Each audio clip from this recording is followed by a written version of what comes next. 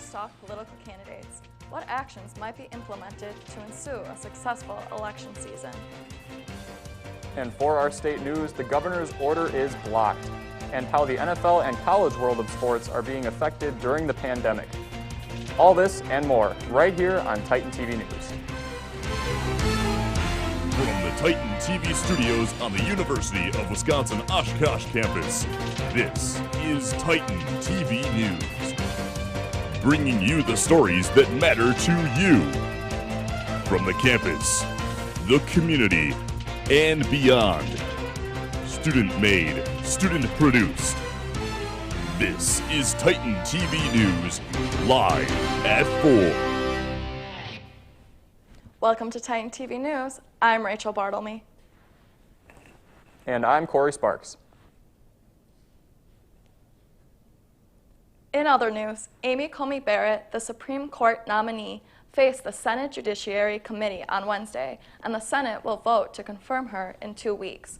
Barrett refused to notify how she would rule on possible cases, trying to depict herself as an independent judge without an agenda. Lindsey Graham, Judiciary Committee Chairman, suggested that Barrett would attempt to keep the Affordable Care Act in an upcoming case. However, Democrats were not bothered by the possibility that Barrett would uphold the ACA. Here are some of Barrett's comments from her third day of questioning regarding a question of executive power. So far as I know, that question has never been litigated. That question has never arisen.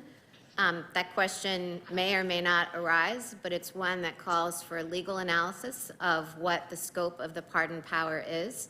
So because it would be opining on an open question when I haven't gone through the judicial process to decide it, it's not one on which I can offer a view. Joe Biden's campaign is seizing travel for Kamala Harris after a flight crew member and Harris's communications director, Liz Allen, have tested positive for COVID-19. While Harris was not in close contact with either person, Harris has still decided to cancel her travel plans until Monday.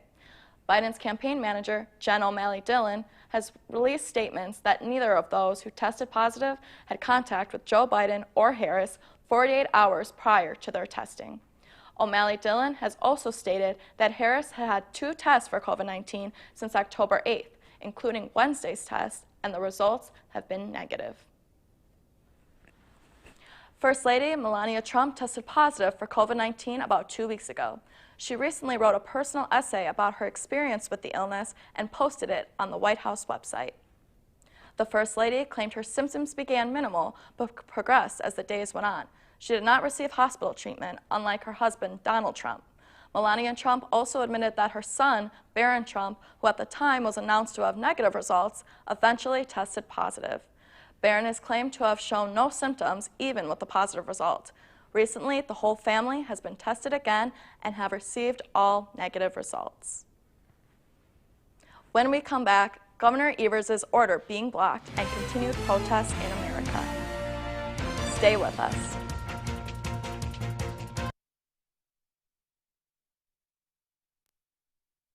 I'm gonna drive home. There are several warning signs present that you shouldn't be driving. My text to emoji ratio has gotten a little out of hand. A little? Yep, I'm definitely gonna call a ride home. Hey, let's check out this park. Oh, wow, that's really cool.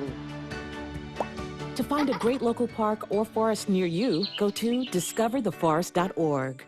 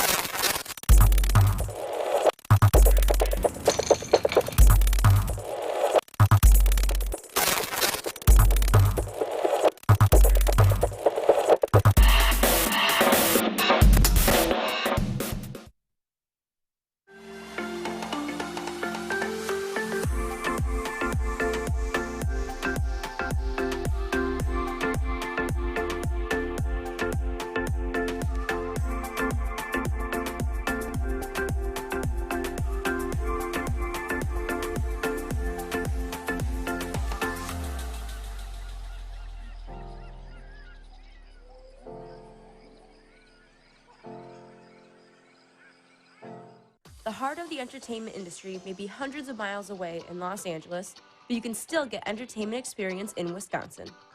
Where? Right here on the UW Oshkosh campus at Titan TV. Learn how to work a studio camera, run the teleprompter, or even produce your own TV show. Email us at titantv@uwosh.edu to get involved today.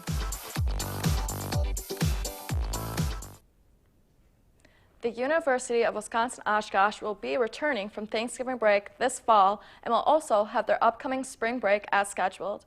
This news comes recently from Chancellor Leavitt himself, who discussed how students' ability to follow the rules, such as staying away from house parties, large gatherings, wearing masks, wiping surfaces down after using them, and quarantining when necessary, has allowed UWO to continue to stay in person for classes and on campus in general.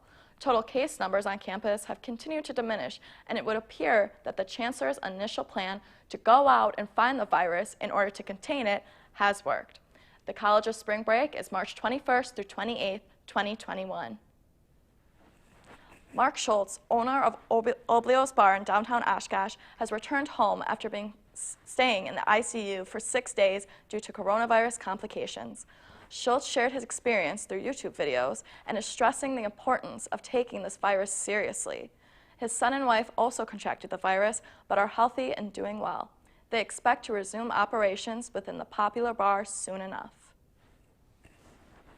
Governor Tony Evers' order to limit occupants in an indoor establishment to 25% of its capacity has officially been delayed as of Wednesday, October 14th. The Tavern League of Wisconsin filed the lawsuit claiming that the new order will destroy their businesses. Trump is also scheduled to hold an event in Wisconsin Saturday as the state experiences a coronavirus surge, reporting more than 3,100 new infections Wednesday.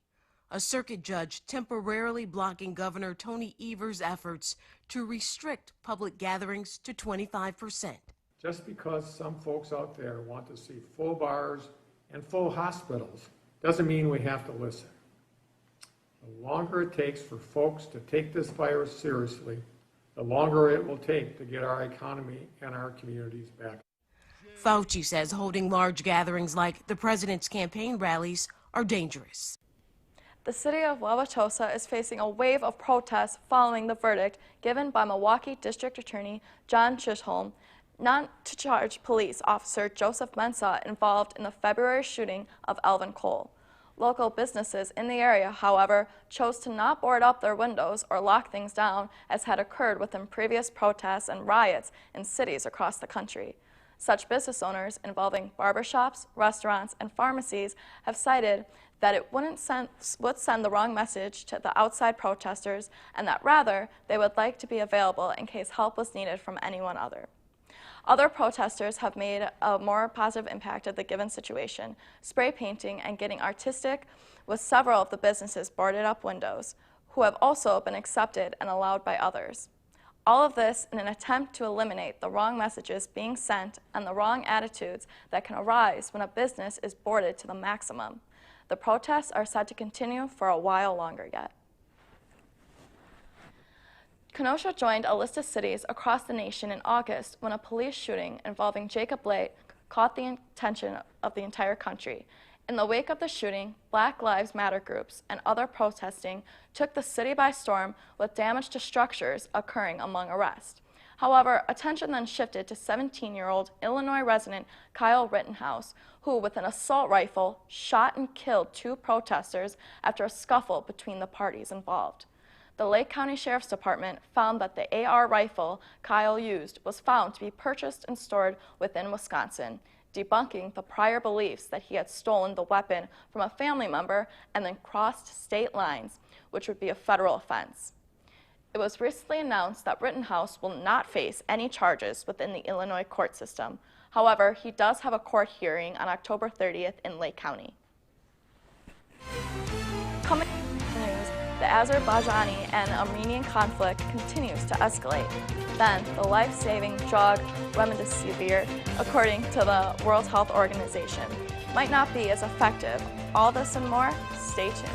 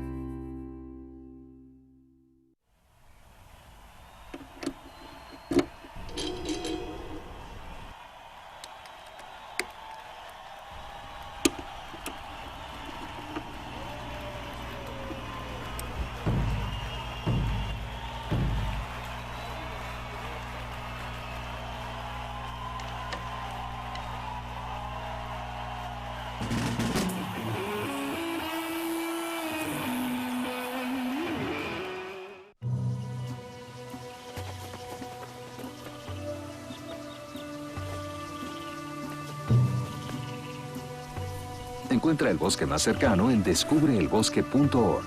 El bosque, más cerca de lo que crees. Put the keys down, Kevin. But I'm gonna drive home. There are several warning signs present that you shouldn't be driving. I guess I have really been looking for love in this dating app. Yep, I'm definitely gonna call a ride home.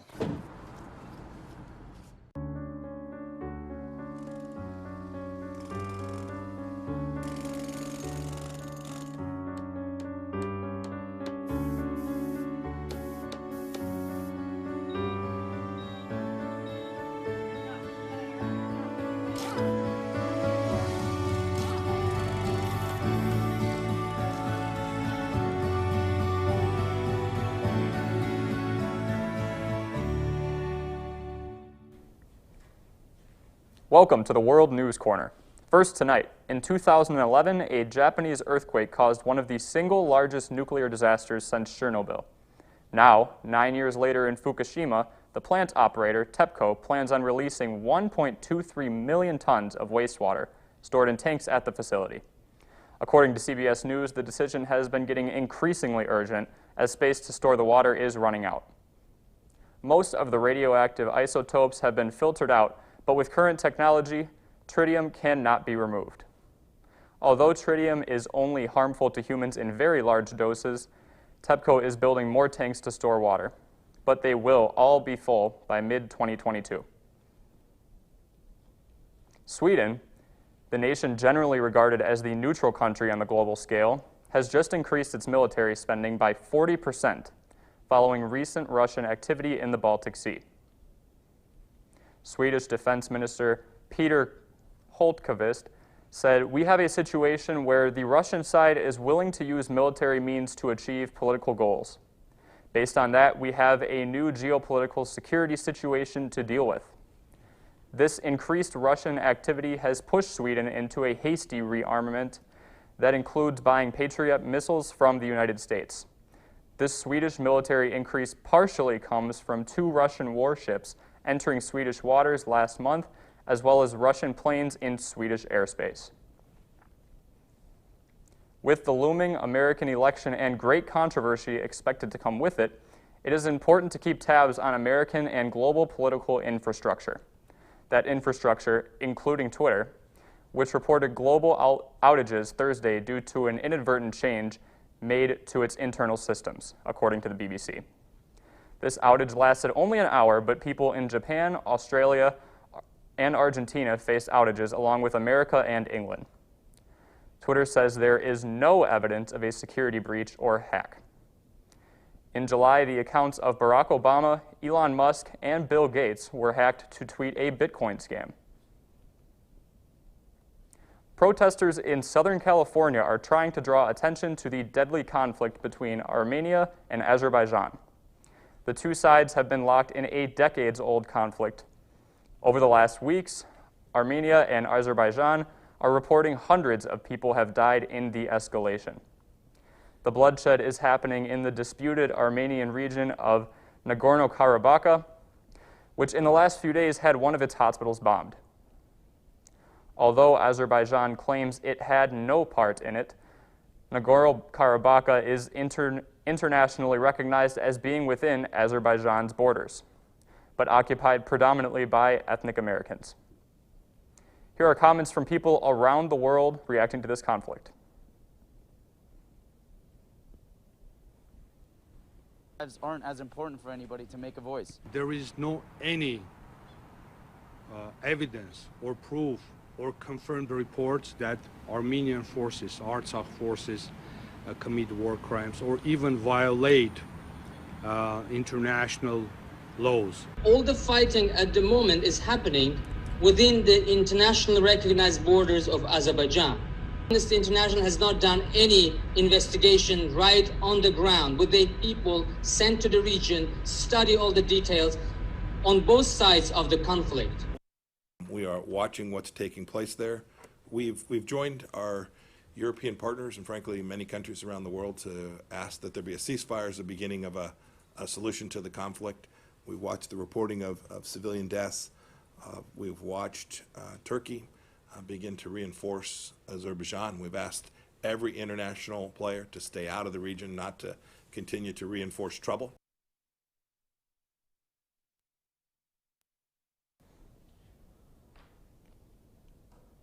A feud has been escalating in Canada for 250 years, and recent events have brought it to the global realm.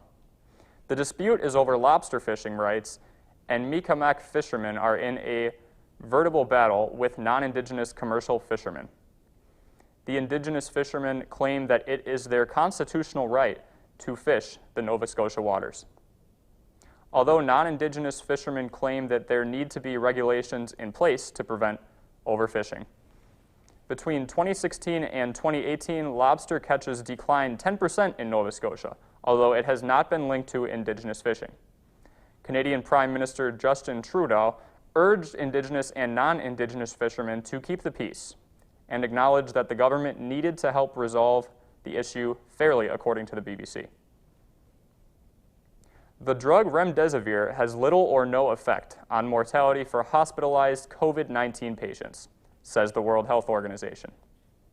A new study by the UN agency shows that the antiviral does not seem to help patients recover faster. Remdesivir was the only drug with an emergency use authorization for COVID-19 from the U.S. Food and Drug Administration. A previous controlled study in the U.S. found that it shortened recovery time about a third in the severely ill, hospitalized adults. The WHO also studied 3 other drugs: hydroxychloroquine, lopinavir, ritonavir, and interferon. None of them helped patients live any longer or recover faster, the agency says. French investigators have issued a 4th charge against ex-president Nicolas Sarkozy for allegedly accepting Libyan cash to fund his 2007 campaign. In 2018, Sarkozy was charged with corruption, illegal campaign financing, and benefiting from embezzled public funds. Prosecutors suspect that Sarkozy and several associates received millions of euros from the regime of the late Muammar Gaddafi to help his election.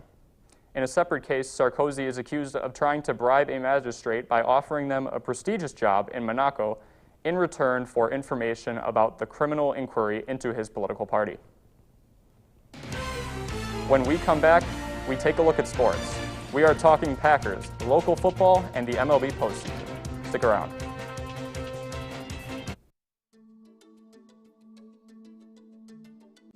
Do you like free TV? Oh, I love this idea. Check out Titan TV's Video on Demand. You can find the latest shows and classic content. I should check it. Everything is made and produced by students. Take a look at titan-tv.org.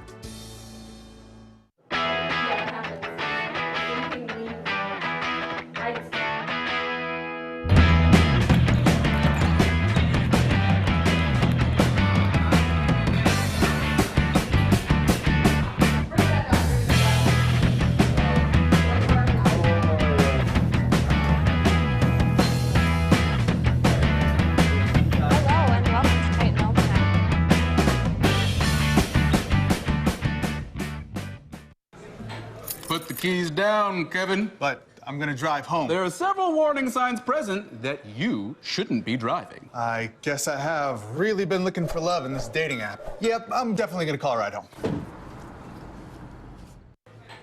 Put the keys down, Kevin. But I'm gonna drive home. There are several warning signs present that you shouldn't be driving. My text to emoji ratio has gotten a little out of hand. A little? Yep, I'm definitely gonna call a ride home.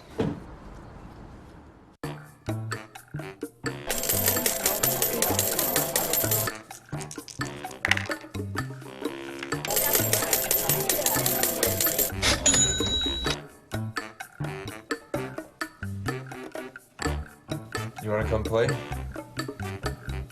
Yeah, why not?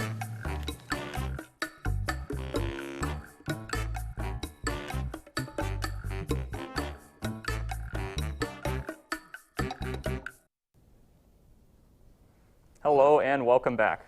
I'm Corey Sparks with this week's Titan TV Sports Update.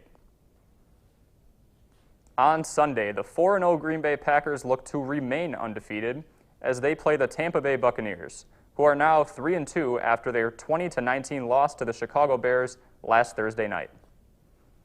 Although the Packers had an early bye week, it arguably could not have come at a better time.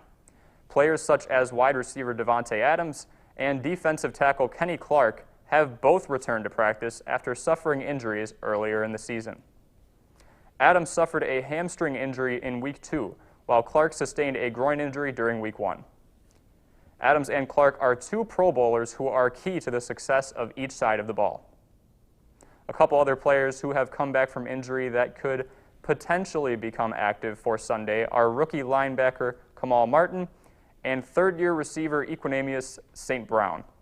Both Martin and St. Brown have been taken off of the 3-week injured reserve list and started to practice with the team on Monday of this week. Head coach Matt LaFleur said in a press conference Wednesday that they have not yet been activated to the 53-man roster. Martin, a fifth-round pick from the 2020 draft out of Minnesota, turned a lot of heads in training camp before suffering a torn meniscus. Many consider the young player as a potential starter at the position. Equanimeous St. Brown, the third-year receiver out of Notre Dame, has not played since his 2018 rookie season due to a season-ending ankle injury in the 2019 preseason and a knee injury in camp ahead of this year. If healthy, St. Brown could assist a receiving corps that is already without Allen Lazard.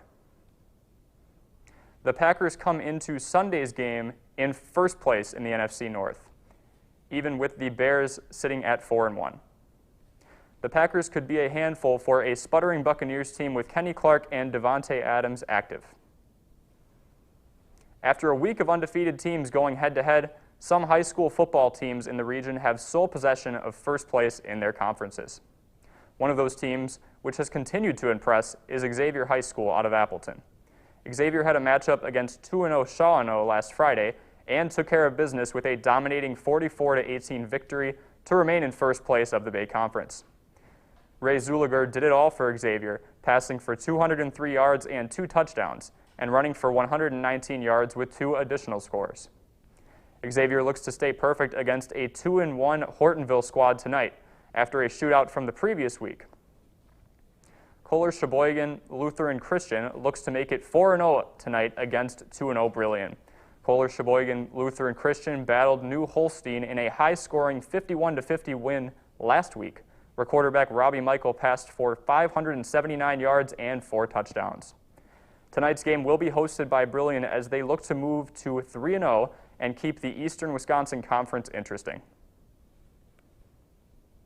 Positive COVID-19 tests continue to affect college football. Alabama head coach Nick Saban tested positive for COVID-19 on Wednesday, according to the university. In a virtual press conference, Saban reacts to his positive test result. Well, I feel fine, so I'm not really concerned that much about my health, but you never know. I just want to make, look, I basically feel like, when we're in our own personal bubble here, I think everybody's in a much safer place. I think as soon as you travel, you get exposed to a lot more things and a lot more people, if that makes any sense. Even though I've worn a mask on the sidelines, I wear a mask all the time, in the hotel, on the bus, in the plane. So nobody really knows, how this occurs, but I know that our medical staff has done a really good job. And the number one thing that I would be concerned about is, can the players still go out, focus on the game, play the game? It's a big game for them. The Alabama Crimson Tide are ranked second in the nation and have a high-stakes matchup against the Georgia Bulldogs, who are ranked third in the AP Top 25. Saban, a coaching giant in the Southeastern Conference, has won 5 national championships with Alabama, with the most recent coming in 2017. Postseason baseball is just one step away from the World Series. On the National League side, the Atlanta Braves are shocking the baseball world by coming out to a commanding 3-1 lead against the Los Angeles Dodgers, after a 10-2 victory Thursday night. For many fans, the Dodgers were the heavy favorite to win it all this year, but so far it has been all Braves behind National League MVP hopeful Freddie Freeman and Marcell Ozuna. Game 5 for the NLCS will be tonight at 7:08 p.m. For the American League, so far it has been a dogfight. The Tampa Bay Rays lead the Houston Astros 3-2 as Game 6 is currently in play. If the Rays can win tonight, it will be just their second time in the World Series. Their lone World Series appearance came in 2008, where they lost to the Philadelphia Phillies. That is all for your Titan TV Sports Update. When we return, more news. Stay tuned. When I first saw a turtle, my heart was full. Now anything but lonely. We had this deep connection, this heart connection. He just wants to be close to you and part of your life. Every day with Turtle is a perfect day. When I'm holding her, it makes me feel calmer. I think everything he does shows how much he loves us. When we adopt a shelter pet, we discover they're a little bit of a lot of things. But they're all pure love.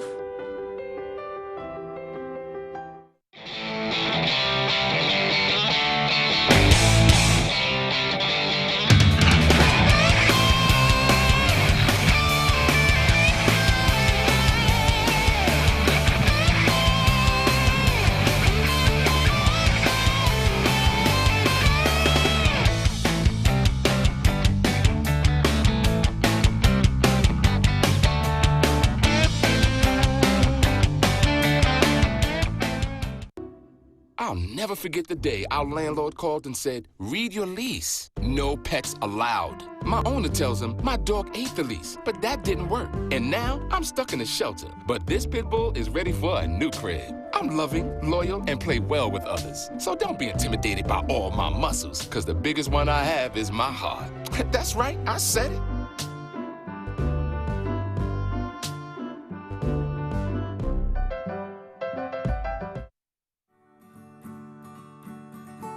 How about we do the first ever Kim Spinny Olympics? That's a great idea. Competition can be wonderful in a healthy setting. I can't wait to beat Miles. Oh no, we are winning this, Cheyenne. No way. We were better, we were better. That's because you have Yuri on your team slowing you down. Next time you take Yuri, you can't make it over some simple monkey bars. Hey, I'm sorry. I did not mean to make us lose. Then be better next time. Masking up and dealing with the pandemic can be a hard thing, but America in ingenuity always has our backs. When wearing your mask, you probably don't smell much, but would you like to? The amazing and long sought-after aroma of bacon can be infused in your face masks thanks to the American company Hormel.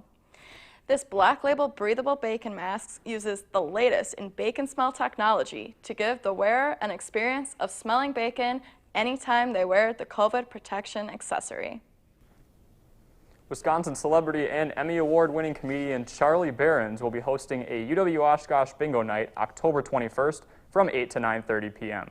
This occurs during the university's homecoming, which runs from October 18th to the 30th. Best known for his Manitowoc Minute, Berens is looking to keep it silly and fun for students who want to get involved, and keep his Midwest accents and hometown feel for all involved. Getting involved is simple. Go on to the UWO Homecoming 2020 website and you can sign up there.